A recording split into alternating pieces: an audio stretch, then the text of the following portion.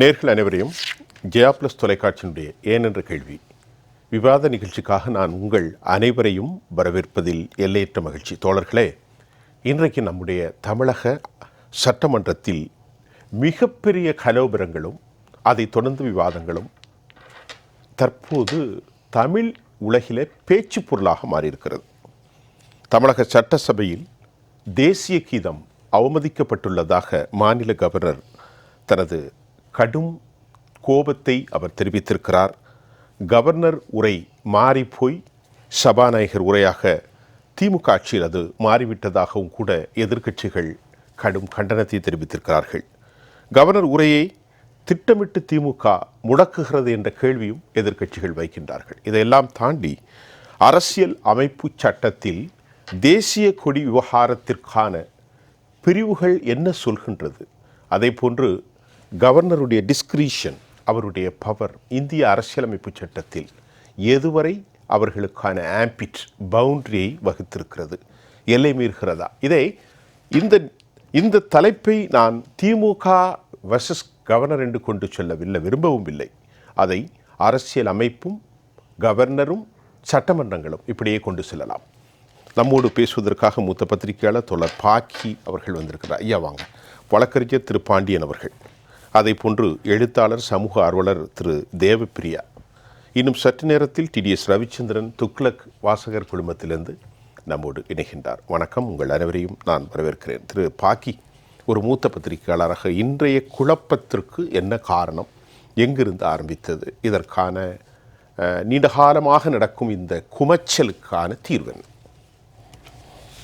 5 பார்வையற்றவர்கள் ஒரு யானையை பார்த்த மாதிரி தான்.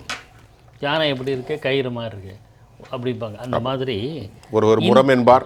அதான் நம்ம அது விரிவாக சொன்னால் அந்த கதைகள் எல்லாருக்கும் தெரியுதுனால விரிவாக சொல்வதில்லை. ஒரு சம்பவம் நடக்கும்போது இந்த சம்பவம் தொடர்பாக சட்டப்பேரவையில் ஒரு நிகழ்வு ஏற்படுகிறது அப்படின்னா நம்ம விவாதிக்கிறோம். அதில் என்ன சொல்கிறாங்கன்னா, நான் 2 தரப்புலையும் சொல்கிறேன். ஆளுநர் ரவி தரப்பில் என்ன சொல்கிறாங்கன்னா, இது ஒரு மரபு, அதாவது தேசிய கீதம் கவர்னர் உரைக்கு முன்னாடியும் பின்னாடியும் இருக்கும், அது பாடப்படலை, நான் பாடணும்னு சொன்னேன் அதனால் பாடப்படலைன்றார் கவர்னர். கவர்னர் இல்ல, அவங்க 2 பேரும் சொல்றாங்க, நீங்க உங்க கருத்தை வைங்க. என் கருத்து இல்லை 2 பேரும் அவங்க நியாயத்தை தான் நான் வரேன். சரி, ஆனால் ஆளுநர் ஆளுநர் இருக்கும்போது அந்த தமிழ்த்தாய் வாழ்த்தெல்லாம் பாடுறாங்க, அதுக்கு மரியாதை கொடுத்து நிற்க தான் செய்கிறார். அதுக்கு ஒன்றும் எந்த விதமான இதுவும் இல்லை. அதுக்கு பிறகு தமிழக வாழ்வு உரிமை கழகமாக கட்சி அந்த வேல்முருகன் அவர் திடீர்னு குரல் எழுப்பார். என்ன பிரச்சனை? அண்ணா பல்கலைக்கழக சம்பவம் தொடர்பாக 2-3 தினங்களுக்கு இதே வேல்முருகன் நேர்காணலில் காட்டமாக திராவிட முன்னேற்ற கழக அரசை விமர்சித்திருக்கிறார். அதான் அரசியல். சரி, எல்லா தமிழ்நாட்டில் எந்த சட்டம் ஒழுங்கு குற்றம், நான் இது திமுக அதிமுக அப்படி பேசலை, அரசாங்கம் தான் பொறுப்பு அப்படிங்கிறது நம்ம காலங்காலமாக நம்ம பார்க்குறோம். ஏன்னா அதுதான் மக்களால் தேர்ந்தெடுக்கப்பட்ட ஒரு அரசு. ஒரு சட்டம் ஒழுங்கு பிரச்சனையோ ஒரு நல்லது நடந்தாலும் சரி, புகழெல்லாம் அவங்களுக்கு தான் போகும். புகழாக இருந்தாலும் சரி, பழியாக இருந்தாலும் அரசு. அது அந்த வகையில் வேல்முருகன் அரசாங்கத்தையே விமர்சித்தவர் பல்கலைக்கழகத்தில் நடந்த சம்பவத்துக்கு ஆளுநரை விமர்சிக்கிறார். இப்போ நம்ம பல்கலைக்கழகம் வைஸ் சான்சலர் விவகாரத்தை தாண்டி ஆளுநர் என்ன சொல்கிறாருன்னா, இந்த மரபினுடைய முதல்ல தேசிய கீதம் பாட வேண்டும், இறுதியிலும் தேசிய கீதம் பாட வேண்டும் என்கின்றார். உண்மையிலே நான் பேசுகிறது அரசியல் அமைப்பு சட்டத்தை சொல்கிறேன். நான் முழுவதுமாக படித்திருக்கிறேன், இப்பொழுதும் இன்றைக்கு மறுஆய்வும் செய்திருக்கிறேன்.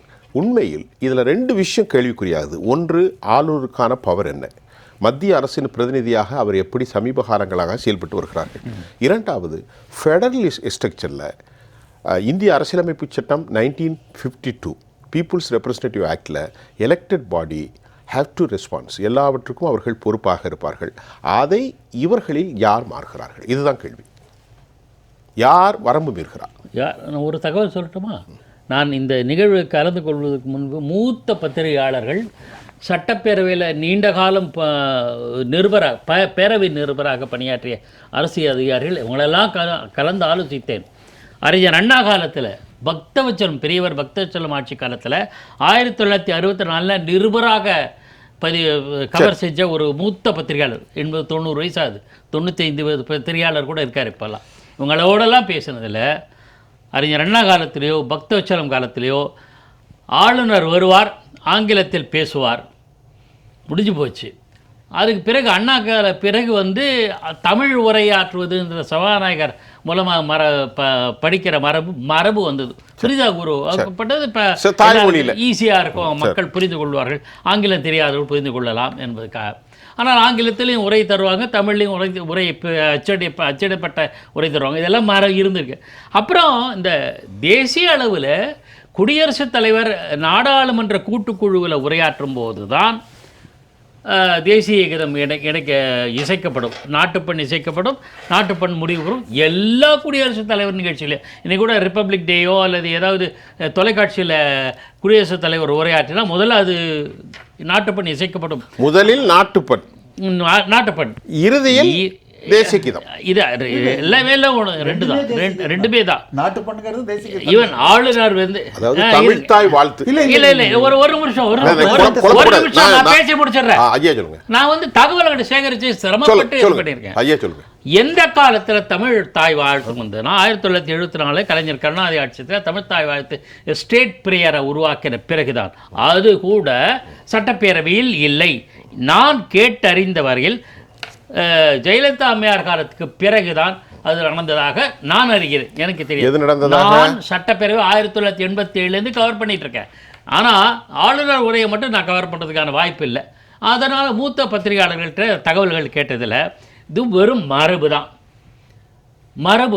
இது அதாவது தேசிய கீதம் இசைப்பதும் நாட்டுப்பண் இசைப்பதும் ரெண்டுமே மரபு தான். ஆனா என்ன சொல்றேன்னா இப்ப ஐயாட்ட கேக்குறேன்.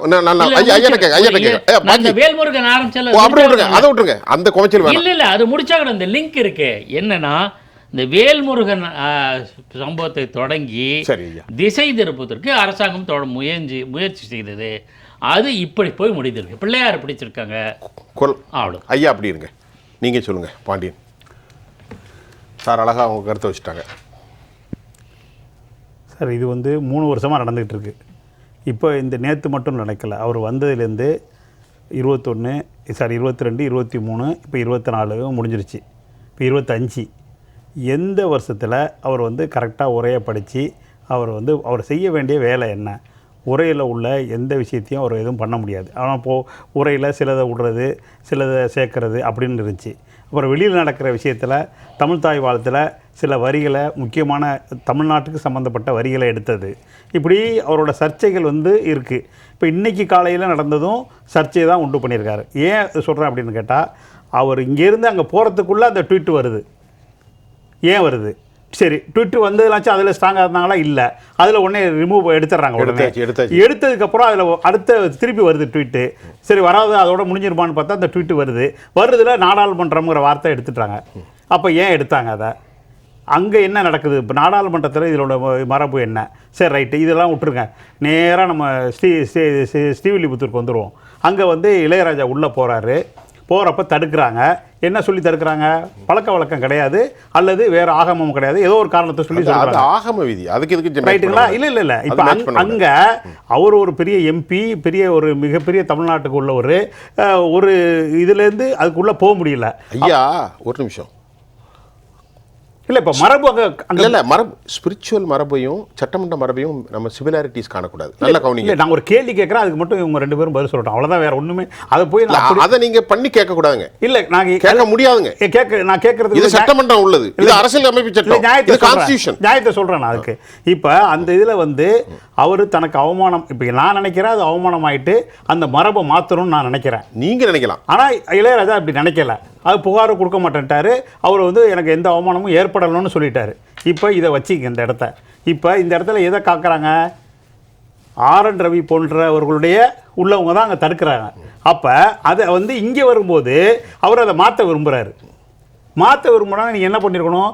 அரசியல் சட்டத்தில் இதில் ஒரு முறையை கொண்டு வந்திருக்கணும். கண்டிப்பாக. அப்படி இல்லாமல் தமிழ்நாட்டில் எல்லா ஃபங்க்ஷனும் இப்படி தான் நடக்குது. தமிழ்நாட்டில் நடக்கிற எல்லாமே முதல்ல தமிழ்த்தாய் வாழ்த்து, இறுதியில் நிகழ்ச்சி முடியும் போது நேஷனல் ஆந்தம், சினிமா தேட்டர் வர இருந்துச்சு. சரி, ரைட்டுங்களா? இப்போ என்ன ஆகிடுச்சு? இப்போ இவர் பண்ணதில் ஃபஸ்ட்டு கரெக்டாக வர்றாரு, அவருக்குள்ள மரியாதைலாம் கொடுக்குறாங்க. போன வாரத்தில் சபாநாயகர் போய் கொடுக்குறாரு இன்விடேஷனு. அப்போ இந்த உரையை கொடுத்துட்றாரு. எல்லாமே வரவேற்பு இருக்குது. இங்கேயும் நடக்குது. காலையில் அவர் உள்ளே வர எந்த மாற்றமும் இல்லை. உள்ளே வந்ததுக்கப்புறம் தேசிய கீதம் பாடணும்னு அவர் சொல்கிறாரு. இப்போ தமிழ்தாய் வாழ்த்து முடிஞ்சால் கடைசியாக வரப்போகிறது தேசிய கீதம். இப்போ போன தடவை தேசிய கீதம் பாடும்போது அவர் எந்திரிச்சு போகிறாரு.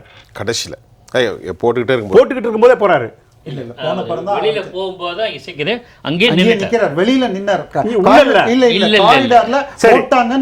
காணொளி இருக்கு, பாருங்க. உள்ள இல்ல சார். அவரு அது வந்து சார் போற அவருடைய பொசிஷன் விட்டு இறங்கிட்டாரு. இல்ல சார், இல்ல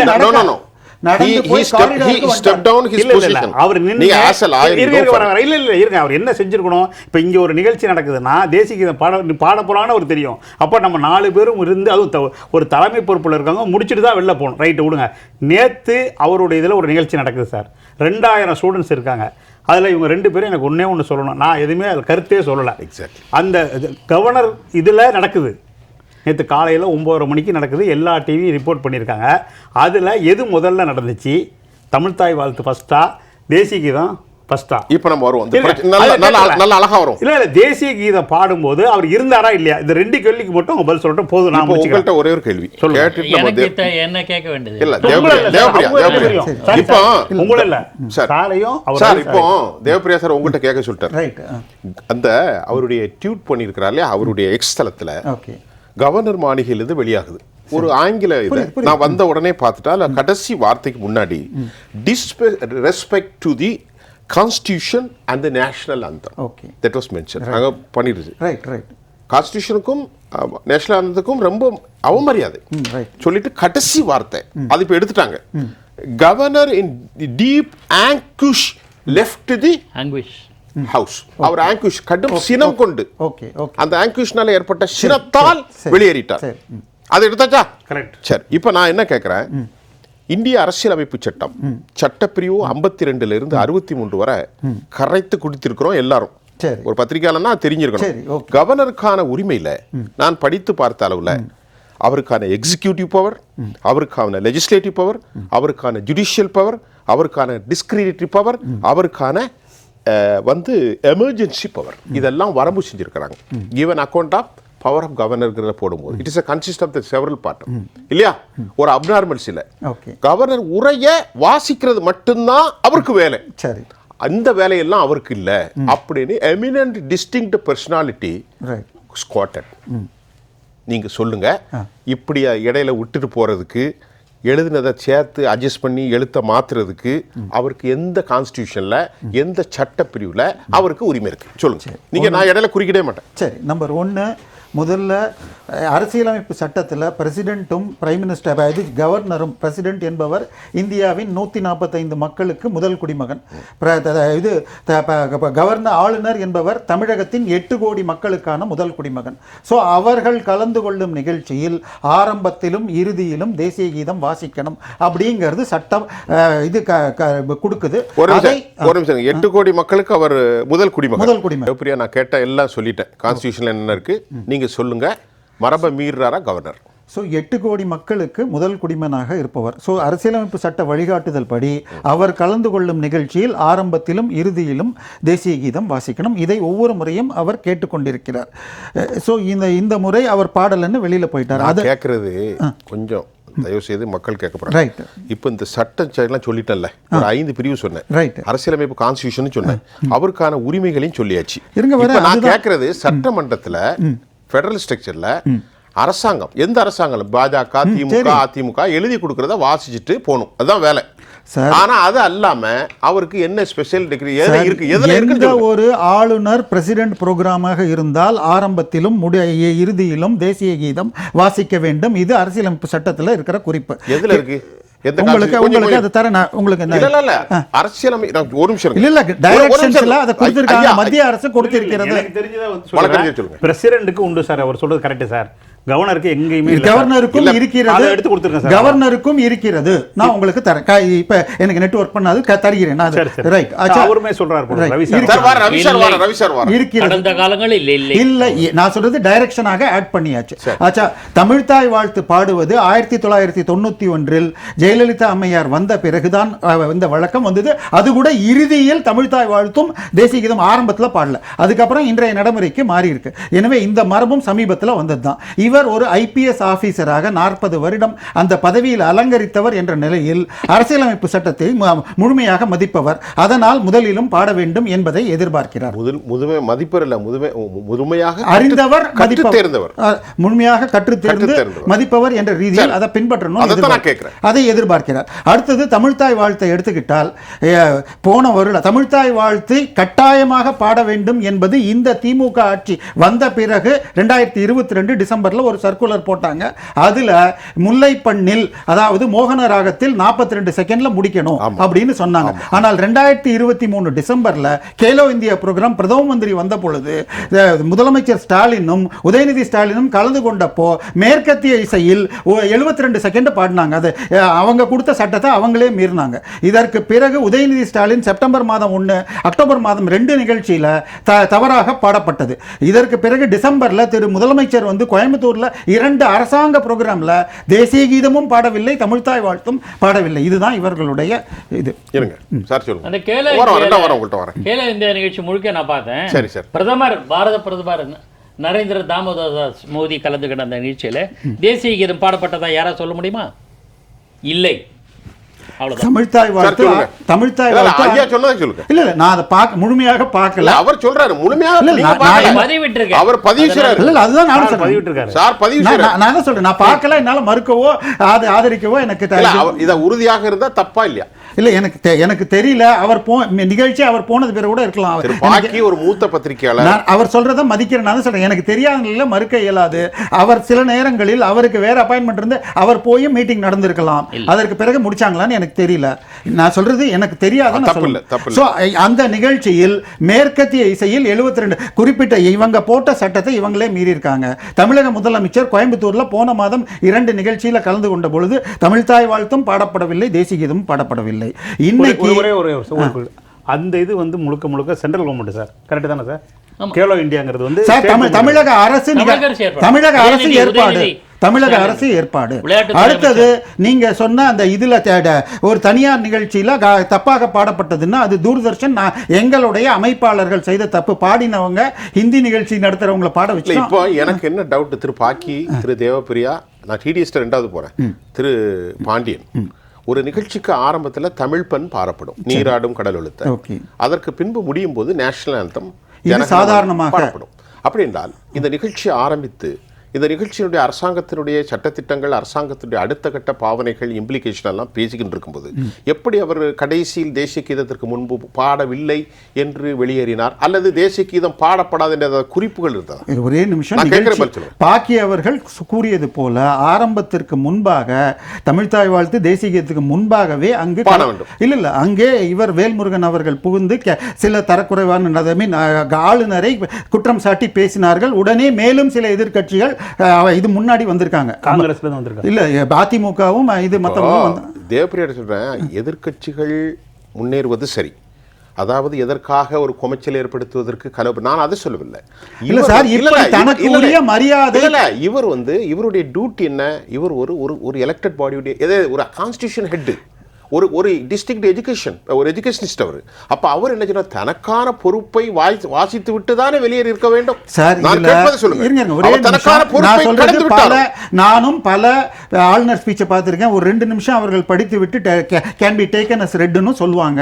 அதுக்கப்புறமாக மற்றவர்கள் படிக்கிறதும் சில நேரத்தில் நடக்கும். எல்லாம் ஐ மீன் அவையில் எதிர்க்கட்சி கலவரம் பண்ணா டேக்கன் அஸ் ரெட்னு படிக்காமலே கூட அவை குறிப்பில் ஏற்றிட்டு போறதும் நடந்திருக்கு. நான் படிக்காமலும் அவை குறிப்பில் படித்ததாக பெரிய அளவில் கலவரம் வரப்ப அப்படி இருக்கா? எனக்கு தெரிஞ்ச ஆளுநர் உரையை பத்தி இல்ல, வேறு சில உரைகள், முதலமைச்சரோட உரையெல்லாம் கூட படிக்கப்பட்டதாக ஏற்றுக்கொள்ளுமாறு அவையை கேட்டுக்கொள்ள நடந்திருக்கு. எல்லாமே பிரிண்ட் அவுட் வந்து ஆங்கிலத்திலும் கொடுத்துருவாங்க. ஆகையினால அவர் சொன்னதுல வந்து இருக்கலாம், அது மாதிரி சம்பவங்கள் நடந்திருக்கலாம். Nothing wrong. சரி, பாக்கிட்ட கேட்ட டிடிஎஸ் கிட்ட போறேன். இதற்காக அவருக்கான உரிமை, இது ஒரு மரபு தான், இது ஒரு பெரிய செஞ்சுதான் ஆகணும். It's not a mandate. இது வந்து ஒரு ஆனால் அதுதான் சொல்லிட்டேன், இந்த மரபை இவ்வளவு பெரிய மனிதர் ஒரு கண்ணியமிக்கமா ஒரு கான்ஸ்டிடியூஷனுடைய அத்தாரிட்டி ஹெட் வாசிக்காமல் போவது சரிதானா? அது இன்னொரு சப்ஜெக்ட், இன்னொரு சப்ஜெக்ட். நான் அதை எடுத்து அது பேச சொன்னீங்களா, அதுக்கான பதிலை நான் சொல்லிடுவேன். ஆளுநர் உரை என்பதே அமைச்சரவை தயாரித்து கொடுத்த உரை தான், அதுதான் படிக்கணும், நியூஸ் ரீடர் மாதிரி. என்ன ஏன் அந்த காரணத்தை சொல்கிறேன்னா, நீங்கள் இது ஆளுநர் உரை மீதான விவாதம் நடக்கிற ஆளுங்கட்சி எதிர்கட்சி எல்லாம் பேசுகிறாங்கல்ல, அவங்கெல்லாம் பேசும்போது ஸ்டாலின் அரசாங்கத்தை தான் விமர்சிப்பார்கள். ஆளுநரில் உரையில் சொல்லப்பட்ட சம்பவங்கள் அல்லது பதிவு செய்யப்பட்ட சம்பவங்கள் அல்லது தமிழில் வாசிக்கப்பட்ட சம்பவங்கள் எதுவாக இருக்கட்டும், அதை உறுதிகளோ பர்ஃபார்மன்ஸோ எதுவாக இருந்தாலும் அதை விமர்சிக்கிறவங்க எல்லாருமே ஸ்டாலின் அரசாங்கத்தை தான் விமர்சிப்பாங்க. வானதி சீனிவாசன் பாஜக எம்எல்ஏ, நயினார் நாகேந்திரன் பாஜக எம்எல்ஏ ஆளுநர் உரையை விமர்சிப்பாங்க, ஆளுங்கட்சியோட. ஆக இது ஆளுநரோட உரை அல்ல, ஒரு சம்பிரதாயம், நியூஸ் ரீடர் மாதிரி. இன்னும் சொல்ல போனா இந்த இடத்துல ஒரு சம்பவத்தை மட்டும் தவறாம குறிப்பிடணும், ஒரு வரியில முடிச்சிடறேன். மறைந்த மதிப்புக்குரிய குடியரசுத் தலைவராக இருந்த ஆர் வெங்கட்ராமன் தன் வாழ்க்கை வரலாற்றுல இது தேவையில்லை என்று பரிந்துரையா சொல்லியிருக்கார். இதுக்கான அரசமைப்பு சட்டத்தை திருத்தணும். குடியரசுத் தலைவர் உரையும் மாநிலங்களில் ஆளுநரோட உரையும் தேவையில்லை. ஏன்னா அது என்ன சொல்ல போறாங்க, கவர்மெண்டோட தானே, முதலமைச்சர் சொல்லிட்டு போட்டோம், யாரோ மந்திரிகள் சொல்லிட்டு போட்டோம் அப்படின்னு தெளிவா சொல்லியிருக்காரு. So it is not a mandatory. அரசமைப்பு சட்டத்தில் இது கட்டாயம் இப்படியெல்லாம் இல்லை. ஆனால் மரபுன்னு ஒன்று இருக்கு. ஆனால் நான் என்ன சொல்றேன், நேரம் எடுத்துக்கிற மணிக்கணும் மற்றவங்க என்னன்னா, அப்பாவு அவர்கள் 2 தினங்களுக்கு முன்பு ஆளுநரை சந்தித்து பேசும்போது இதை சார்ட் அவுட் பண்ணிருக்கலாம். சார்ட் அவுட் பண்ணல, எல்லாருக்கும் எல்லாம் தெரியும். இதுக்கு என்ன காரணம்னா, அதிமுக சில போராட்டங்களை நடத்த வருகிறது சட்டப்பேரவையில், அதை இல்லாம ஆக்கிட்டு இதை பேசுபொருள் ஆக்கிட்டாங்க. புத்திசாலியா திமுக? டிடிஎஸ் சார், துக்ளக் வாசகர் குழுமத்திலிருந்து ஐயா உங்களுடைய பார்வை வைங்க, நம்ம அதுக்கப்புறம் குறுக்கு விசாரணைகளுக்கு போகலாம். பாக்கி சார் சொன்னதெல்லாம் ஒரு திருத்தம் மட்டும் சொல்லிடுறேன். ஆர்டிகல் 176 படி மேண்டட்ரி, ஆளுநர் உரைங்கிறது மேண்டட்ரி. ஆனால் அது செய்யாமல் இருந்தால் அது வந்து நான் சொல்றது உங்க சார்பா சொல்றேன், கொஞ்சம் சரியா கேட்கல சவுண்டு. ஆர்டிகல் 171 படி இது மேண்டேட்டரி, கட்டாயமாக உரையை கவர்னர் வாசித்தே ஆக வேண்டும் என்ற தகவலை ஐயா கொடுக்கிறார். என்கிட்ட அந்த குறிப்பு இருக்கு. சட்டப்பிரிவு 171 படி ஆளுநர் கண்டிப்பாக சட்டமன்ற உரைத்தை நிகழ்த்த வேண்டும். ஒரே ஒரு குறுக்கீடு தான், அவரே பதில் சொல்லட்டும். அத நான் மறுக்கல. இல்ல சார், அதுலயே ஒரு சேஞ்ச் இருக்கு. என்னன்னா பரிந்துரை, ஆர்பியோட பரிந்துரை.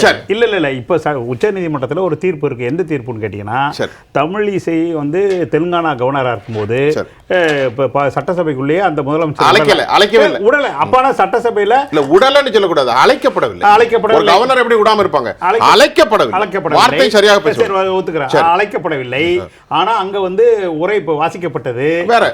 அந்த உரை சம்பந்தமான வழக்கு உச்சநீதிமன்றத்தில் போகும்போது அப்படி கவர்னர் தான் வந்து படிக்கணும்னு தேவையில்லைன்னு சொல்லி உச்சநீதிமன்றம் சொன்னதாக தகவல். சொல்லுங்க டிடிஎஸ் சார், நீங்க தொடருங்க. டிடிஎஸ் சார், பாண்டியன் சார் சொன்னதனுடைய நீட்சி தான் நானும் சொல்றேன்.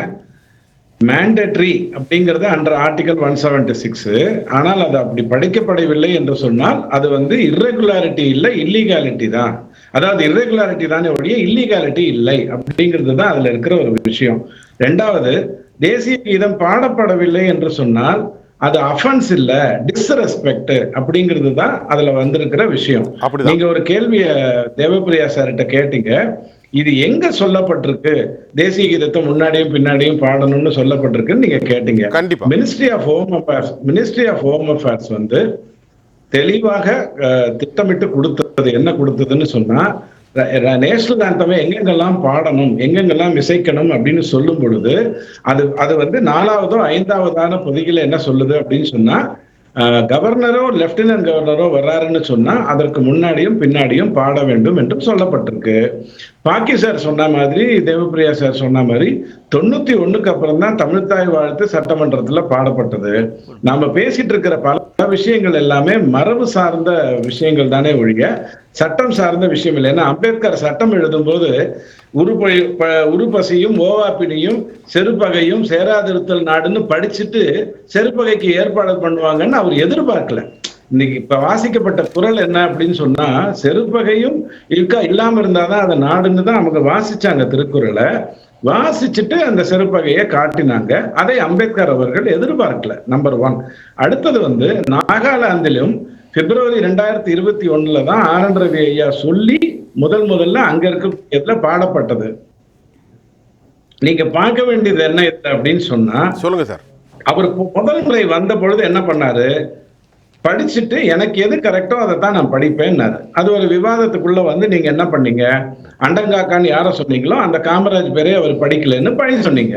போன வருடம் வரும்போது அவர் என்ன பண்ணாரு அப்படின்னு சொன்னா, இந்த உரையை படிப்பதற்கு எனக்கு சரியாக தெரியல, அதனால இதை நான் அப்படியே விட்டுறேன் அப்படின்னு சொல்லிட்டு கிளம்பி போயிட்டாரு. ஆனால் ரொம்ப தெளிவா சொன்னாரு, தேசிய கீதம் பாடப்படணும்னு. அப்ப சபாநாயகர் சைட்ல இருந்து ஒரு கருத்து என்ன வந்ததுன்னா, நீங்க வரும்போதே நாங்க பாடிட்டோம், உங்களை ரிசீவ் பண்ணோம்ல அப்பவே பாடிட்டோம், அதை நாங்க கணக்கில் எடுத்துட்டோங்கிற மாதிரி தான் போன முறை அவங்க சொன்னாங்க. ஆனால் இந்த முறை என்ன பண்றாரு, தமிழ்த்தாய் வாழ்த்து பாடுகின்ற வரைக்கும் காத்திருந்து விட்டு திரும்பவும் அவர் முதலமைச்சரிடம் பேச வேண்டிய விஷயமே இல்லை. ஆளுநர் சபாநாயகருக்கு தகவல் தான் கொடுக்கணுமே ஒழிய கேட்கணுங்கிறது இல்லை. இருந்தாலும் மரபு காக்கப்பட வேண்டும்ங்கிறதுக்காக சபாநாயகர்கிட்டையும் பேசுறாரு, முதலமைச்சர்கிட்டையும் சொல்றாரு. அதற்கு பிறகும் அவங்க புறந்தள்ளிட்டாங்க. இன்னொன்னு, போன முறை ஒரு ஆளுநருடைய உரை நடக்கும்போது வேற எந்த சம்பவமும் நடக்கக்கூடாது. ஆளுநரை வைத்துக்கொண்டே முதல்வர் ஒரு தீர்மானத்தை வாசிச்சாரு. அந்த தீர்மானம் ஏற்கனவே ரெடியா இருந்தது. இவர் கையசைக்கிறாரு, துரைமுருகன் ஐயா மூலமா இவர் கைக்கு வருது. தீர்மானத்தை ஆளுநரை வைத்துக்கொண்டே அவர் வாசித்தார். இதெல்லாம் தான் மரபு மீறல். ஏன்னா நீங்க ஆட்டுக்கு தாடின்னு தான் இன்னும் நினைச்சிட்டு இருக்கீங்க, நாட்டுக்கு நாடின்னு இன்னும் நீங்க புரிந்து கொள்ளவில்லை அப்படிங்கிறத நம்ம எடுத்து சொல்றோம். இந்த முறையே என்ன ஆகுது அப்படின்னா, போன முறை அப்கோர்ஸ் விசிகாவை வைத்து எதிர்ப்புகளை கொண்டு வந்தாங்க. இந்த முறை கொஞ்சம் கூட்டணியில குழப்பம். அதனால வேல்முருகன் ஐயா தொடங்குறாரு. காங்கிரஸ் வேற பிரச்சனையை சொல்றாங்க, அதிமுக வேற பிரச்சனையை சொல்றாங்க. 2016 சுப்ரீம் கோர்ட் சொல்லும் பொழுது படம் காட்டுவதற்கு முன்னால் தேசிய கீதத்தை ஒளிபரப்ப வேண்டும் அப்படின்னு சொல்லிட்டு அது ஒரு விஷயத்தை கொடுத்தது. அதையும் நம்ம மறந்துட்டோம். பிரச்சனை என்னன்னா, இன்னி வரைக்கும் திமுகவை பொறுத்த வரைக்கும் இந்தியாங்கிறது எங்கேயோ வடக்குல இருக்கிற ஒரு நாடு, நாங்க தமிழர்கள். அந்த பிரிவினைவாதத்தை ஏதோ ஒரு விதத்துல அவங்க உள்ளுக்குள்ள புகத்தி கொண்டே இருக்கிறாங்க. இவங்க போய் வெளியில இவங்க சார்ந்தவர்களுக்கு பதில் சொல்ல வேண்டிய அவசியம் இருக்கு. தேசிய கீதம்லாம் முன்னாடி பாடணுங்கிறது இல்லைங்க, கடைசியில வேணா பாடிக்கிறோம் கிளம்புங்க அப்படிங்கிற மாதிரி ஒரு அணுகுமுறையை மெயின்டைன் பண்றாங்க. அது மிகவும் பெரிய தவறு. அதுக்கப்புறம் அவங்க என்ன சொல்றாங்க, எங்களுடைய சாதனைகள் எல்லாம் நீங்க படிக்காம விட்டுட்டீங்க அப்படின்னு சொல்லிட்டு மத்திய அரசு காசு தரவில்லைங்கிறத ஆளுநரை படிக்க சொல்றாங்க. மத்திய ஆளுநருக்கு நல்லாவே தெரியும், ஜிஎஸ்டியில 70% உங்ககிட்ட தான் வருது, 29% வச்சுக்கிட்டு தான் அவங்க கல்விக்கு எஸ்எஸ்ஏக்கு பணம் கொடுக்குறாங்க. அவங்களுக்கு போன அந்த 29% தான் எஸ்எஸ்ஏ மூலமா பணம் கொடுக்குறாங்க. கொடுக்கும் போதும் கல்வியில நாங்க மாணவர்களுக்கு எத்தனையோ பண்ணணும்னு நினைச்சோம், ஆனா மத்திய அரசு கிட்ட இருந்து பணம் வரல அப்படிங்கிற ஒரு குற்றச்சாட்டு அதுல வைக்கிறாங்க. அதை விட மிகப்பெரிய ஒரு விஷயம் என்னன்னா, 2 வருடத்தில் வறுமையை ஒழித்து விடுவோம்னு ஒரு விஷயத்தை கொண்டு வராங்க. நீங்க யோசிச்சு பாருங்க, 1,15,00,000 குடும்பங்களுக்கு 1000 ரூபாயை கொடுத்து விட்டு அது அவர்களுடைய பசியை பிணியை போக்குகிறதுன்னு மாறுதட்டி சொல்லிட்டு 1,15,00,000 குடும்பம்னா 3,40,00,000 தமிழர்கள் ஆகுது. 49% வருது. 49%க்கு 1000 ரூபாய் தனியா எடுத்துக்கிட்டீங்கன்னா 300 ரூபாய் அதை கொடுத்துட்டு உன் பசியை நான் போக்கிட்டேன் அப்படின்னு சொல்லி அதை ஆளுநரை படிக்க சொன்னா, ஆனா 2 வருஷத்துல நான் வறுமையை போக்கிடுவேன் அப்படின்னு சொன்னா, அவருக்கே அது முன்னுக்கு பின் முரணா இருந்து ஆக்சி முரண்னா நகை முரண்னா என்னன்னு அவருக்கு நல்லா தெரியும். இது எல்லாமும் அந்த விஷயத்துல இருந்ததுங்கிறத நீங்க புரிஞ்சுக்கணும். அதை விட ரொம்ப முக்கியம், காமராஜர்லாம் ஒன்றும் மதிய உணவு போடல, நாங்கெல்லாம் 100 வருஷத்துக்கு முன்னாடில இருந்து போட்டுட்டு இருக்கோம். காமராஜ் ஏதோ அப்புறம் போட்டார். இந்த துணியை கொண்டு வரக்கூடிய ஒரு சூழ்நிலையை அவங்க கொண்டு வராங்க. ஆனா 100 வருடத்துக்கு முன்னாடியே சாப்பாடு போட்டுட்டு இருக்கிறாங்க அப்படின்னு எது சென்னை கார்பரேஷன்ல ஒரு இடத்துல போட்டுக்கிட்டு இருந்ததை வச்சு பேசுறாங்க. ஆனால் தமிழ்நாடு பூராக படிப்பு வளரணுங்கிறதுக்காக காமராஜ் அவர் சொன்னதை இழிவுபடுத்துறாங்க. இது எல்லாமே அந்த ஆளுநர் உரையில இருக்குங்கிறது நீங்க முதல்ல புரிஞ்சுக்கோங்க. அவர் ஃபர்ஸ்ட் இயர் வரும்பொழுதே சொன்னாரு, நீங்க சொல்றத அப்படியே நான் படிக்கணுங்கிறது என்னால முடியாது. எதெல்லாம் ஒத்து வருதோ அதைத்தான் நான் படிப்பேன்னு அவர் சொல்றாரு. இது கவர்னர் சொல்றாரு. பிஜேபி RSS சித்தாந்தம் சனாதனத்தெல்லாம் போட்டு இதுல குழப்பிக்க கூடாது. அதுக்கப்புறம் 2வது வருஷம் சொல்றாரு, சபையிலே அழகா நின்றுட்டு சொல்றாரு, ஐயா இதை என்னால படிக்க முடியாது, இதுல நான் ஒவ்வாத பல பிரேசஸ் இருக்குன்னு சொல்லிட்டு கிளம்புறாரு. இந்த முறையும் தமிழ்த்தாய் வாழ்த்துக்கு முழுசா, ஏன்னா அவருக்கு தமிழ்த்தாய் வாழ்த்து பாட தெரியும். தமிழ்த்தாய் வாழ்த்தை உணர்வுபூர்வமாக கத்துக்கொண்டவர் ஆளுநர், பாட தெரியும் அவருக்கு. பாடி முடிச்சதுக்கு அப்புறம் தான் அவர் உங்ககிட்ட கேட்கிறாரு, அப்பயும் நீங்க மறுக்கிறீங்க. அதற்கப்புறம் தான் அவர் கிளம்பி போறாரு. நீங்கள் ஆடுகின்ற சட்டசபை நாடகத்துக்கெல்லாம் ஆளுநர் பொறுப்பேற்கணும்னு நினைச்சீங்கன்னா அதுக்கு அவசியமே இருக்காது. சிறப்பு. நீங்க இருங்க, நான் 2வது வர்றேன். திரு பாண்டியன் உங்களோட கருத்து வைங்க, அப்புறம் பாக்கி கொஞ்சம் பேச போறார். நீங்க சொல்லுங்க. இப்போ எனக்கு என்னன்னா ரொம்பவே குழப்பமா இருக்கு. அரசியலமைப்பு சட்டம் ஒன்றை சொல்கிறது. அரசியலமைப்பு சட்டத்தினுடைய தலைமை பொறுப்பில் இருக்கும் ஜனாதிபதியுடைய தூதுவராகத்தான் கவர்னர் நியமிக்கின்றார். ஜனாதிபதிக்கான தூதராக இருக்கக்கூடிய கவர்னருக்கான pardon, respites, reprieves, remission or to the suspend, remit or commute to the sentence of any person convicted of any offence and according to the constitution has given equal the right against of any law relating to the matter which the executive power of the state extends. அப்படி தான் கொடுத்துருக்கு. இந்த விஷயத்தெல்லாம் வாசிக்கணும்னு சொல்லுது. இது எங்கே மாற்றின TDS என்ன சொல்கிறாருன்னா, அது இராணுவ விஷயத்தில் ஒன்றில் கொடுத்துருக்கு, அவர் இப்போ பேசலாங்கிறார். நான் அரசியலமைப்பு சட்டத்தையும் பற்றி அரசியலமைப்புக்கான டிஸ்கிரிஷன் பவர் என்ன, அவருக்கான எக்ஸிக்யூட்டிவ், லெஜிஸ்லேஷன், ஜுடிஷியல், டிஸ்கிரிஷனரி, அதாவது எமர்ஜென்சியை குறித்து பேசுகிறேன். நீ ஒரு வழக்கறிஞர், இதில் என்ன குழப்பம்? 2 கேள்வி தான் சார். இப்போ இது டிடிஎஸ் சார் சொல்லும்போது இது ஒரு நாடகம்னார். நான் கூட அது வாதத்துக்கு ஏற்றுக்கிட்டோம்னா, இப்போ கவர்னரை பார்க்குறதுக்கு சபாநாயகர் போகிறாரு, அந்த எல்லாத்தையும் கொடுக்குறாரு, என்ன படிக்கணும்னு எல்லாமே பண்ணுறாரு. அன்னைக்கு அவங்க சொல்லியிருக்கலாம் தேசிய கீதம் பாடினா தான் நான் வருவேன் அப்படின்னு. அது ஏன் சொல்லலை? சொன்னாரா? சொல்லலையா? அப்போ அதை சொல்லுங்கள். அப்போ அது நாடகமாக இது நாடகமான்ற கேள்வி வந்துடும் ஆட்டோமேட்டிக்காக. அதே மாதிரி சட்டத்தில் இருக்குது அப்படின்னு சொல்கிறாரு. இப்போ இது காலையிலேருந்து அவரே அந்த ட்விட்டிலே போட்டிருக்கலாம், இந்த சட்டப்படி நான் அதை கேட்டேன் அப்படின்னு போட்டிருக்கலாம். போடலை. இது 2க்கு பதில் சொல்லுங்கள். அது போதும். இதோட நான் படிக்கிறேன். ஐயா உங்கள்கிட்ட கேட்குற டிடிஎஸ் உங்களுக்கு பதில் சொல்கிறாங்க, நீங்கள் சொல்லுங்க ஐயா. பாண்டியன் வழக்கறிஞர். TDS sir. இல்லை இதுல அடிப்படையில நான் பார்க்க வேண்டியது இவங்களுடைய நோக்கம் ஆளுநர் ஆட்டுக்கு தாடின்னு சொல்லிட்ட பிறகு இன்னைக்கு ஆளுநருங்கிறவர் இந்திய தமிழகத்தினுடைய பாதுகாவலர்னு ஏற்றுக்கொள்ளக்கூடிய பொசிஷன்லயே இவங்க இல்லைங்கிறது தான் என்னுடைய அடிப்படை கருத்தா நான் வைக்கிறேனே ஒழிய, மற்றபடி இவங்க செய்கின்ற இந்த செருப்பகையெல்லாம் நமக்கு என்னங்கிறது நல்லா தெரியும். எதுக்காக யார் அந்த சாருங்கிற கேள்வியை மடைமாற்றுவதற்காக வர்றாங்கன்னு தெரியும். காங்கிரஸ் வெளிநடப்பு செய்துவிட்டு கவர்னர் வரும்போது நீங்க நீட்டு பிரச்சனையை சால்வ் பண்ணி கொடுங்கன்னு ஒரு கோஷத்தை வைக்குது. அவங்க ஆக்சுவலா கேட்டிருக்க வேண்டியது மேஜிக் வச்சு கொண்டிருந்த உதயநிதி ஐயாவிட்டையும் ஸ்டாலின் ஐயாக்கிட்டையும் கேட்டிருக்கணும், ஏங்க நீட்டை தடை பண்ணுவேன்னு சொன்னீங்களே, ஏன் பண்ணலைங்கிறது. இது மாதிரி ஒரு நாடகத்தை நடத்தி திரும்ப திரும்ப மத்திய அரசு ஏதோ இந்த தமிழகத்தை வஞ்சிக்கிறது, தமிழகத்துக்கு தவறு செய்கிறதுங்கிற மாதிரி ஒரு தோற்றத்தை ஏற்படுத்துவதுங்கிறது தவறு. SSAல நீங்க லாஸ்ட் 10 வருஷம் அந்த கல்விக்காக மட்டும் மத்திய அரசிடமிருந்து வெவ்வேறு மாநிலங்களுக்கு வந்திருக்கிற பணம் எவ்வளவுங்கிற டீட்டெயில் உங்ககிட்ட இருக்கும். அந்த டீட்டெயில பாருங்க. மகாராஷ்டிராவை விட அதிகமாக தமிழ்நாட்டுக்கு, குஜராத்தை விட அதிகமாக தமிழ்நாட்டுக்கு கொடுக்கப்பட்டிருக்குங்கிறது தான் உண்மை.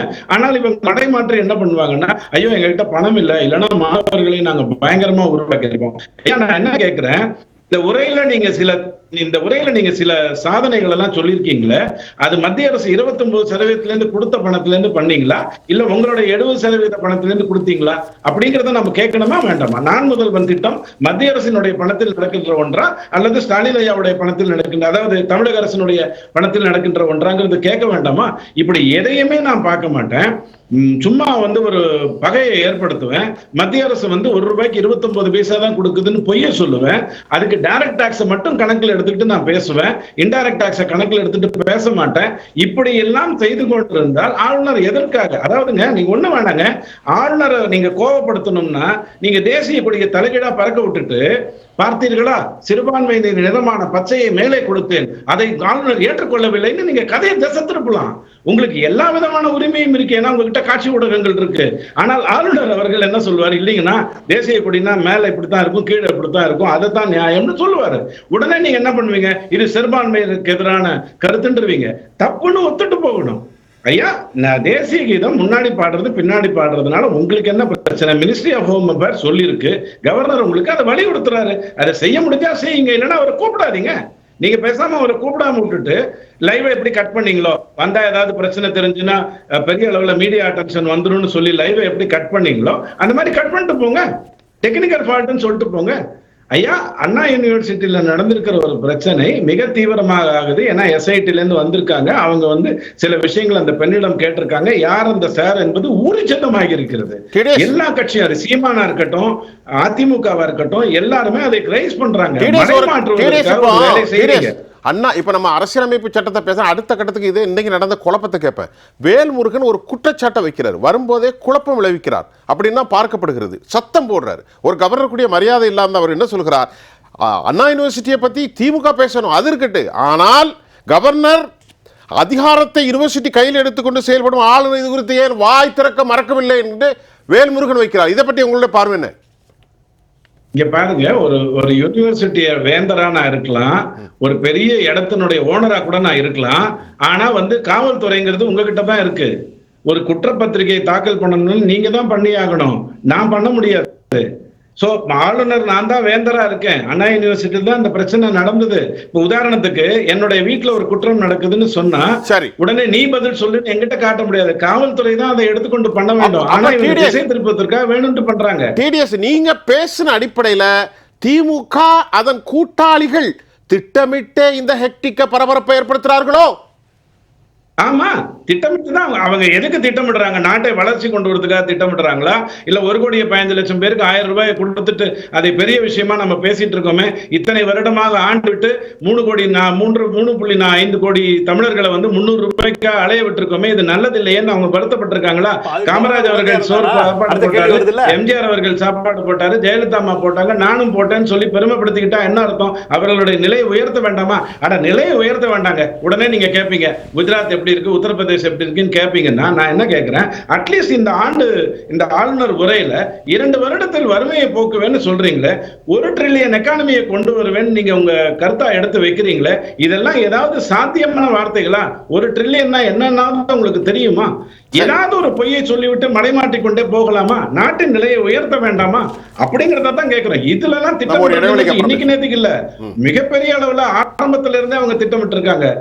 திமுகவுக்கு எதிராக திட்டமிட்டு நோபல் பரிசு கட்டமைப்புகளுக்கு ஒரு நோபல் பரிசு கொடுக்க வேண்டும் என்று சொன்னா ஜூரியாகவும் திமுகவை தான் உட்கார வைக்கணும், பரிசு பெறுவதாலும் திமுகவை தான் உட்கார வைக்கணும். அந்த மாதிரியான பெரிய விஷயம் கொண்டவர்கள் மனைமாற்று. சார், நான் இதே சொல்றேன், ஆளுநர் வந்து தமிழ்தாய் வாழ்த்து பாடிவிட்டு தேசிய கீதம் பாடாட்டி கூட அவருடைய உரையை படிச்சுட்டு போனாங்கன்னா தேசிய கொடியை திருப்பி பறக்க விட்டுட்டு டெக்னிக்கல் ஃபால்ட்னு சொல்லிட்டு மிகப்பெரிய அளவுல அவங்க திசை திருப்புவாங்கங்கறத நான் குற்றச்சாட்டாவே வைக்கிறேன். ஏன்னா இதெல்லாம் சாதாரணமா நடந்திருக்கு.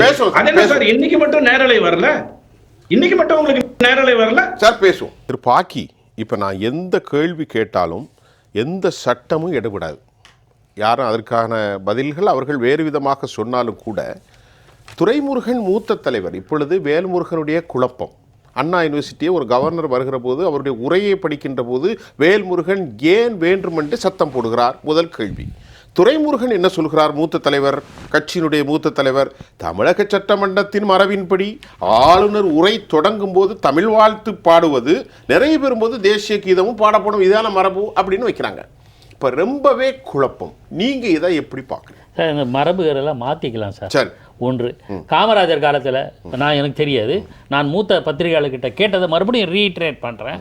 பக்தவச்சலம் காலத்தில், கலைஞர் காலத்தில் இல்லை, தமிழ்தாய் வாழ்த்தே கலைஞர் ஆட்சி காலத்தில் 74 தான் உருவாக்கப்பட்டது. அந்த டிபேட்டுக்கெல்லாம் போல. எனக்கு ஒன்று நான் உங்கள்கிட்ட கேட்கறது, இது வேண்டுமென்றே குழப்பம் நடத்துகிறார்களா? இல்லை, எல்லாரும் குழப்புகிறார்கள். நான் அது அந்த விரிவை நீங்கள் கேட்டதுக்காக அப்புறம் சொல்ல வரேன். இப்போ நண்பர் டிடிஎஸ் ரவிச்சந்திரன் சொல்லும்போது எப்போ நேஷனல் ஆந்தம் பாடணுங்கிறது இப்போ கேட்டால் அவர் பதில் சொல்லுவாரா தெரியல. ஆளுநர் வரும்போது, இதுதான் ஃபேக்ட். இது அரசமைப்பு சட்டத்தை பாருங்க.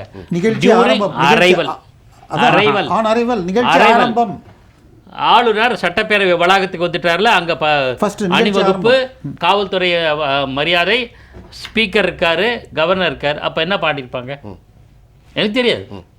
நான் என்ன சொல்கிறேன், அதனால தான் இது நேஷனல் ஆந்தம் பாடணுங்கிற மேண்டேட்ரி, அதை மீறிட்டாங்க அப்படிங்கிற இதெல்லாம் வேண்டாம். நான் என்ன கேட்குறேன், நண்பர் பாண்டியன் ஒன்று சொன்ன மாதிரி இன்னொரு கேள்வி கேட்குறேன்.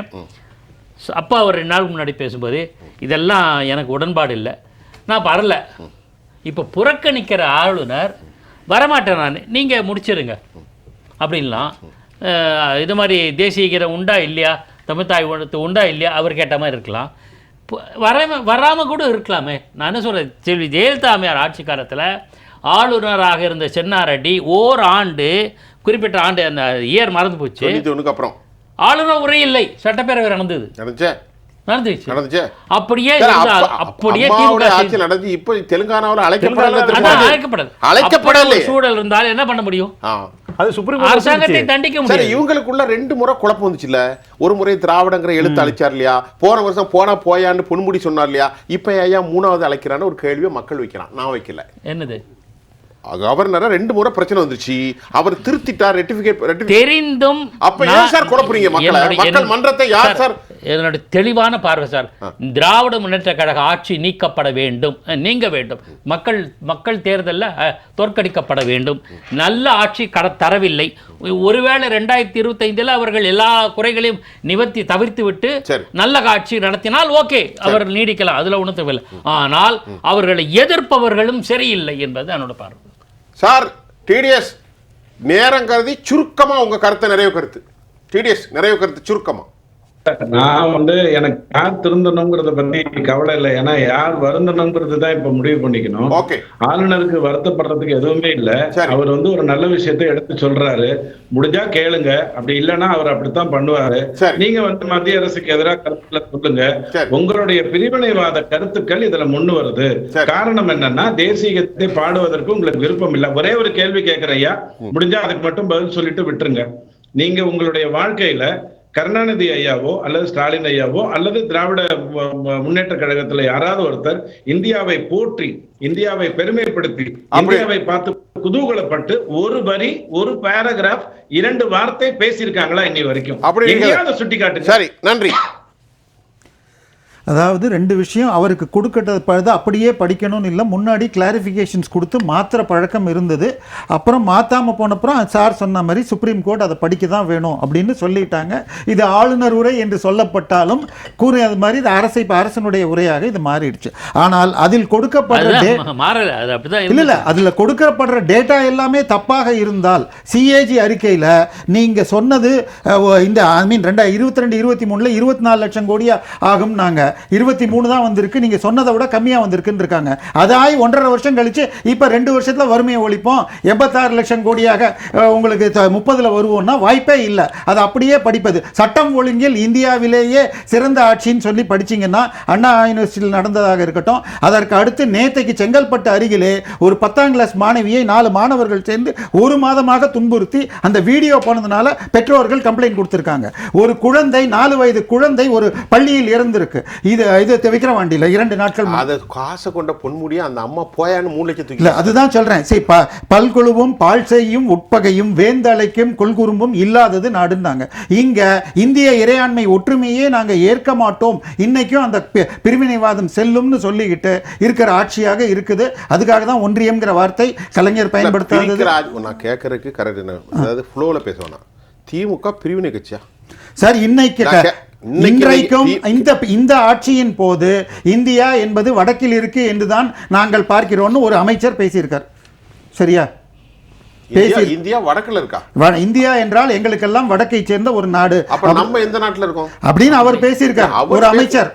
சார், சங்க இலக்கியத்தில் புறநானூறு 6வது பாடல் வடக்கில் இமயமலையும் தெற்கில் குமரியும் மேற்கிலும் கிழக்கிலும் கடல்னு தான் இருக்கு. அப்ப இந்தியாவுக்கு எதிரான கருத்து கொண்டவர்களா திமுக? சார், திராவிடம் என்பது தனி நாடு என்ற கொள்கை. திராவிடத்தை கேட்காதீங்க சார், நான் திமுகவை தான் கேட்கிறேன். அது இன்றைக்கு திமுக திராவிட நாடு தான், கருணாநிதி திராவிட கட்சி தான். சார், கருணாநிதி ஐயா அவர்கள் நாங்கள் எதற்காக இந்த கொள்கையை கொண்டோம், அது இன்றும் உள்ளது. ஆனால் நாங்கள் இந்திய ஆட்சி இது நாட்டில் இருக்குங்கிறத சொல்லிக்கிட்டே பதிவு பண்ணி இன்றைக்கும் அந்த கோரிக்கைக்கான அடிப்படைகள் உண்டு என்று சொல்லிக்கொண்டே இருக்கிறார். புன்னகை பூத்துக்கிட்டே இருக்காரு, என்னன்னு தெரியல நண்பர் அவரு. அதனால அந்த கொள்கை அவர்களுக்கு உண்டு. அதனால அது இந்தியாவுக்கு எதிரான கொள்கை. இந்தியாவில் நாங்கள் இப்போது இணைந்திருக்கிறோம், வேண்டுமென்றால் பிரிய வேண்டும் என்ற கொள்கையை கிட்ட இதை 1962 நான் கேட்கிறேன். இந்திய அரசியலமைப்பு சட்டத்தில் செடிஷன் வழக்குகளை அதிகமாக போடுகின்ற அரசு மத்திய அரசு. ஏராளமான செடிஷன் வழக்குகளை உத்தரப்பிரதேசத்தில் போட்டிருக்கிறாங்க. we have a lot of evidence இருக்கு இல்லையா? அப்படி இருக்கும்போது ஒரு அரசுக்கு எதிராக நாங்கள் தேசத்திலே இல்லை என்று சொன்னவர்களை ஏன் மத்திய அரசு அப்படியே ஃப்ளெக்சிபிளா வச்சிருக்காங்க? சார், எத்தனை வழக்குகள் போட்டாலும் நீதிமன்றத்தில் வழக்குகளை கொண்டு போக முடியாது. ஒரு இரண்டே ஓடல சார், நாட்டுக்கு எதிராக பேசக்கூடிய ஒரு இரண்டு விஷயங்களை சொல்லிடுறீங்க. இந்த தமிழகத்தின் உள்துறை அமைச்சராகவும் முதலமைச்சர் தான் இருக்கிறார். இப்ப 27 போலீஸ் ஸ்டேஷன்ல 41 கோவில் சிலை கடத்தல் வழக்கின் முழு கேஸ் டைரிஸ் தொலைந்து விட்டது என்று வழக்கு போட்டதுல உச்ச நீதிமன்றம் நாங்கள் இனிமேல் உங்களை கேட்கவில்லை, ஹோம் செக்ரட்டரி அவருடைய பொறுப்பில் அவர் பதில் சொல்லணும், ஆன் பிஹாஃப் எல்லாம் கூடாது கொடுக்கணும், அவர் நேரில் ஆஜராகணும்னு போன வாரம் தீர்ப்பு கொடுத்திருக்காங்க. கும்பகோணத்தில் மகாமகத்தின் 44 குளங்களையும் 11 நீர்நிலைகளை உள்ள ஆக்கிரமிப்பு நீக்கல்ல ஆகஸ்ட்ல என்ன சொன்னாங்க? this collector is unfit to implement the judgments, we want home secretary to answer சொன்னாங்க. so home secretary னா அதுக்கு மேல இருக்கிற chief minister. so இந்த அண்ணா நகர்ல ஒரு சிறுமிக்கு பாலியல் வன்கொடுமை நடந்த வழக்குல we don't have any trust on Tamil Nadu police அப்படின்னு சொல்லிட்டு சிபிஐக்கு கொண்டு போனாங்க. சிபிஐக்கு கொண்டு போனதற்கு இந்தியாவிலேயே மிக அதிகமாக ஒரு முறை தனியாரிடம் ஒரு ஹியரிங்க்கு 50 லட்சமும் அரசுக்கு என்றால் 10 லிருந்து 20 லட்சம் வாங்குறவங்கள 3 ஹியரிங்ல போட்டு ஐயா நீங்க எந்த ஐபிஎஸ் ஆபீசர் வேணா சொல்லுங்க, நாங்க எஸ்ஐடி வச்சு நடத்துறோம் அப்படின்னு அந்த சிபிஐ அதுல இருந்து விலக்கினாங்க. இப்பவும் அது மாதிரி நடக்க கூடாது. இப்பொழுது மிக முக்கியமான விஷயம் நடந்திருக்கு. யார் அந்த சார் என்பது அதிமுக யார் அந்த சார் நம்ம பேசுவோம். இப்ப இந்த சார் விஷயத்துக்கு முடிக்கிறோம். யார் அந்த சார் இன்னைக்கு வந்திருக்கு நம்ம பேசுவோம் சார். குறிப்பாக சுருக்கமாக உள்ளே டிடிஎஸ் சார் 2 கேட்டிருந்தாரு. அது 2க்கு மட்டும் நான் முக்கியமாக பதில் சொல்ல விரும்புகிறேன். ஒன்று வந்து இப்போ சார் சொன்னார், விக்கிரவாண்டியில் ஒரு ஸ்கூலில் ஒரு அந்த சிறுமி வந்து கீழே விழுந்துட்டா. அப்போ இதில் விழுந்து இறந்துருச்சு. அப்போ அதுக்கு என்னென்ன யாரை கைது பண்ணியிருக்காங்க அப்படின்னா ஆசிரியர், அங்கே உள்ள தாளாளர், அப்புறம் அங்கே உள்ள பள்ளி முதல்வர்லாம் வந்து கைது பண்ண வேண்டிய தாளாளர், பள்ளி முதல்வர் 2 பேரும் ஜாமீனில் இது ஆஸ்பத்திரிக்கு போயிட்டாங்க. உடனே வழக்கம் போல அரெஸ்ட்டுங்கிறதுக்கு கொண்டு அந்தளவுக்கு போயிடுச்சு. அப்போ அதே விஷயத்தை நீங்கள் அண்ணா யூனிவர்சிட்டிக்கு நடத்துனீங்கன்னா என்ன? அப்போ கவர்னருக்கு பதில் சொல்லணுங்கிறதான் வேல்முருகன் கேட்குற கேள்வி. அதே விஷயத்துக்கு இங்கே வந்து யார் இருக்கா? அப்போ யார் அந்த சார்னா வேல்முருகன் கேட்கட்டு நம்ம கேட்குறோம். இல்லை அது எல்லாரும் கேட்குறாங்க யார் அந்த சார்? அந்த சார்னு சொல்கிறது ஃபஸ்ட்டு சொல்ல வேண்டியது கவர்னர். ஏன் கவர்னர் சொன்னா அவர் வேந்தர் நீங்க துணைவேந்தர் நியமனத்திற்கு துணைவேந்தர் நியமனத்தில் யுஜிசி ரெப்ரசன்டேட்டிவ் வேணும் என்பதை சுப்ரீம் கோர்ட் ஏத்திட்டு வெஸ்ட் பெங்கால் கேஸ்ல முன்னாள் உச்சநீதிமன்ற தலைமை நீதிபதியாக இருந்த லலித் தலைமையில ஒரு கமிட்டியை போட்டிருக்கு. ரெப்ரசன்டேட்டிவ் இதுவரை போடாததனால் துணைவேந்தர் நியமிக்கப்படல. துணைவேந்தர் இருந்தாலும் கூட அந்த இடத்தில் ஒரு எஸ்டேட் ஆபீசர் இருப்பார். அவருக்கு கீழே தான் கேமராஸ் இருந்து செக்யூரிட்டியை பார்க்கணும். எனவே வேந்தர் பதில் சொல்லணுமா வேண்டாமா? சார் வேந்தர் நேர்ல போய் விசாரணை பண்ணி அறிக்கையை மத்திய ஹோம் மினிஸ்ட்ரிக்கு அனுப்பிச்சிருப்பாரு. இங்க சொல்லணும்ல சார் பப்ளிக்கு அவர் கொடுக்க வேண்டிய அவசியம் இல்ல. அப்புறம் அவரு வஞ்சிக்கப்படும் தமிழ்நாடுங்கிறத நான் வந்து ரொம்ப சிம்பிளான உதாரணத்தை சொல்றேன். 23, 24 ஒரு புள்ளி வரும். என்ன புள்ளி வரும் அப்படின்னு கேட்டீங்கன்னா, இங்க இருந்து தமிழ்நாட்டில இருந்து போன இன்கம் டாக்ஸ் 23, 24 போன மார்ச், இந்த மார்ச்சோட அப்போ 1,24,000 கோடி, 1,00,000 கோடி போயிருக்கு தமிழ்நாட்டிலேருந்து. ஜிஎஸ்டிலேருந்து தமிழ்நாட்டிலேருந்து 72,000 கோடி போயிருக்கு. டோல்லேருந்து 4,000 கோடி பேருக்கு. மொத்தம் கூட்டிங்கன்னா 2,00,000 கோடி. தமிழ்நாட்டுக்கு வந்தது 50,000 கோடி தான். இதில் தமிழ்நாட்டோட ஷேரும் கிராண்ட்ஸும் சேர்த்து 50,000 கோடி. அப்ப வஞ்சிக்கப்படும் தமிழ்நாடு நாங்கள் சொல்றது என்ன தப்பு? ஒரு லட்சம் இதுல ஒரே வார்த்தை ஒரே ஒரு வார்த்தை. மூத்த பத்திரிகையாளர் பிரிவினைவாத அப்படி இப்படி சொல்றாங்களே. மறைந்த அடல் பிஹாரி வாஜ்பாய் ஆட்சியில 5 அமைச்சர்கள் இருந்தாங்களே, ஏன் சேர்த்தாங்க தெரியலையே. தோஹால மறைந்த முரசொலி மாறன் பர்ஃபார்மன்ஸ் வாஸ் ஒண்டர்ஃபுல்னு சொன்னாங்க. RSS தலைவர்னு சொன்னாங்க. குருமூர்த்தி ஐயா அவர்கள் the great man என்று முரசொலி மாறன் சொன்னார்கள். எப்ப 98 இவங்க எல்லாம் திமுக தானே? 1998 அல்ல, இவங்க எல்லாம் திமுக தானே? அப்ப பிரிவினைவாதமா தெரியலையா சார்? திமுக இவர்கள் கூட்டணியில் இருந்தப்ப அவர்கள் ஜனநாயகவாதிகள், வெளியில வந்தப்ப பந்த பாரதாசிகள் ரெண்டு பேரும் அதான் பண்றாங்க. நாளைக்கு திமுக பாஜக கூட்டணி வந்தாலும் என்ன பேசுவாங்க? டிடே சார் ஒரே ஒரு வார்த்தை, நேரம் முடிஞ்சு 10 செகண்ட். டைரக்ட் டாக்ஸ பத்தி நிர்மலா சீதாராமன் ஏற்கனவே சொல்லியிருக்காங்க. உங்க வீட்டுல உங்க மாநிலத்துல உட்கார்ந்து ஒருத்தர் ஜிஎஸ்டி வாங்குறாருங்கிறதுனால சரி. இந்தியா பூரா அவங்க செய்யற விற்பனை வந்து உங்களோடதான் ஆகாது, அதை பிரித்து கொடுக்கணும். நான் கொடுக்கறது இல்ல, பினான்ஸ் கமிஷன் கொடுக்குது. 9 விதமாக உங்களை கணித்து விட்டு உங்களுக்கு 29% தான் கொடுக்க முடியும்னு சொல்லியிருக்கு. ஆனால் இந்தியாவினுடைய எல்லா பக்கத்தையும் கொண்டு போயிருக்குன்னு நிர்மலா சீதாராமன் அம்மா ஏற்கனவே பதில் சொல்லியிருக்காங்க. சரி, நன்றி. நேர்களே, இன்னைக்கு ஆளுநர் உரையில் பல்வேறு பிரச்சனைகள் கடைசி வரைக்கும் தீர்வு தெரியாமலே நிகழ்வுகளை முடிக்க வேண்டியது இருக்குது. அரசியலமைப்பு சட்டத்தில் இருக்கிறா பாக்கி சார் வந்து முதல் உதாரணம் சொல்கிறாங்க. மரியாதைக்குரிய தேவப்பிரியா அவர்களும், கண்ணியத்துக்குரிய நம்முடைய அரசியல் விமர்சகர் டிடிஎஸ் அவர்களும், நம்முடைய வழக்கறிஞர் திரு பாண்டியன் அவர்களும் மக்கள்கிட்டே விட்டுரும். உண்மையிலே இது ஒரு குழப்பத்தின் காரணமாக பாதிக்கப்படுவது மக்கள் தான்.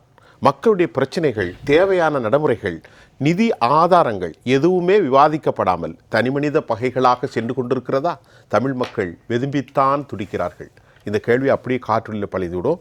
உங்கள் அனைவருக்கும் நான் உளப்பூர்வமான நன்றியை தெரிவித்துக் கொள்கிறேன். மீண்டும் மற்றொரு களத்தில் நான் உங்களை சந்திக்கின்றேன்.